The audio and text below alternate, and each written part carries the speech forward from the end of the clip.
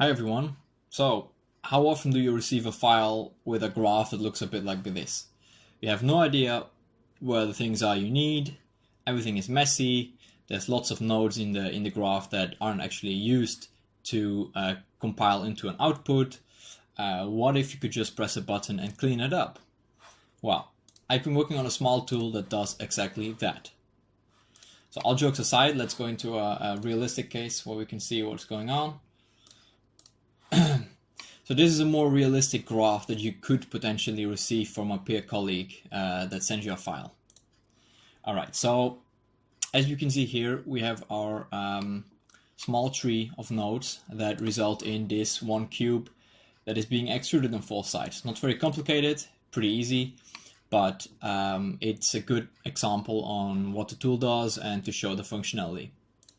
So what if we would automatically like to delete all the nodes that you see here that we don't need? So instead of manually clicking on nodes and seeing what are the references, what does it need, what if we could just tell Houdini, I have an output and this output is this tree. We set the visibility, or we don't, it doesn't really matter. And we click the button and it deletes everything you don't need. So the tool kept 2 of these trees. However, we only told Houdini to keep this tree. So why is this tree here? Well, this one tree is being used to generate this, right? So all these nodes together become this. However, some of these nodes might use some references that are being used from other nodes. So in this case, we have an extrude node here. And this extrude node has a parameter that uses a reference from a different node.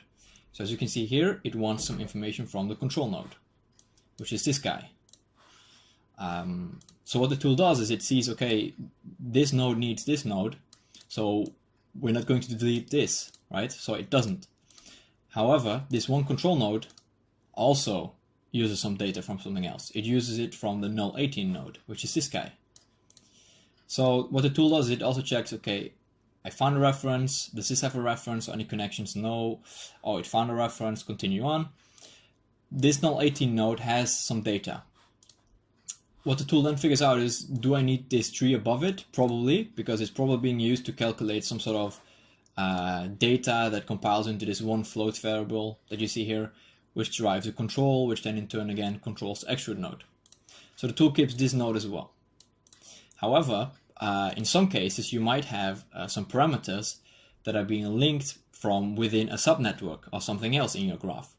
So in this case, the null 18 node references a null node in the subnet.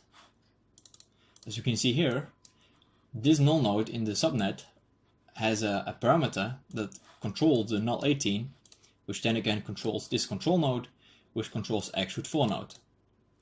So the tool figured out, this is my output, I need this information, but for this information I need something else, and for that information I need something else again, for which I need this. So what the tool does, it recursively scans the entire file that you have and figures out which nodes are necessary to produce the output that I have. So let's play around a bit and see how bad we can do it, right? All right, so we have this node here. What if we, for example, connect this guy over here, and we connect this guy over here, and we take this guy, right? Paste him a few times, do it like this. Once again, put down our output node, and hit the clean button again.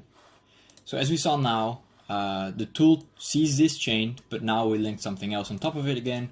So it keeps this as well. And then it deletes the rest again.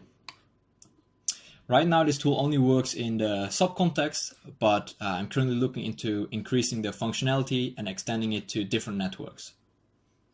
All right, thanks.